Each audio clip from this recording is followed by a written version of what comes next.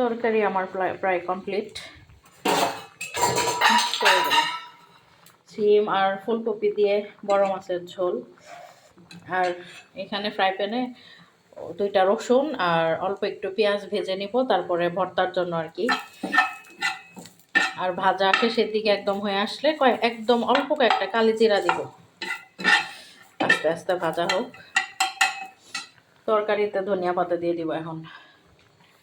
ধনিয়া পাতা আগের থেকে এখানে ভিজায় রাখছিলাম। ধনিয়া পাতা ভর্তাতেও দিব, এই জন্য একসাথে ভিজায় রাখছি, 2টার জন্যই। তরকারি বসায় দিয়ে বাচ্চাদেরকে গোসল করায় দিলাম। এসে দেখি তরকারি হয়ে গেছে শেষের দিকে। লবণ কম হয়েছিল, বিসমিল্লাহ। লবণ দিলাম আর একটু।